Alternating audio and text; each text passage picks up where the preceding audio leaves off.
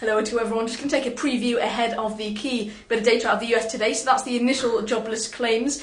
So current consensus for that is 370,000, so just slightly below the previous reading that came in at 374,000, and the range low today is 355. High estimate of 395. And notoriously, July is quite a difficult month to predict, so we quite often see out-of-line readings for the initial jobless claims, and that's because quite often there's a bit of a shutdown in terms of manufacturing industry. However, some analysts noting that the auto industry may actually not be closing down quite as much as they usually do in the summer months, so we could see a bit of downside pressure in terms of the initial jobless claims today. Now also, at the same time, we've got those weekly continuing claims with the headline consensus at 3.3 million.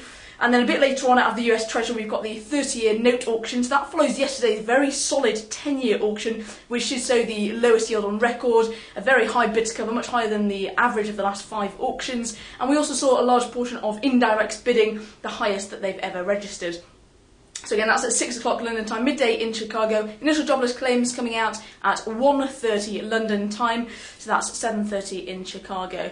For the time being, that's enough from me. We hope you have a very pleasant afternoon, and we'll have a wrap up for you at the Wall Street closing bell. But in the meantime, have yourself a great time.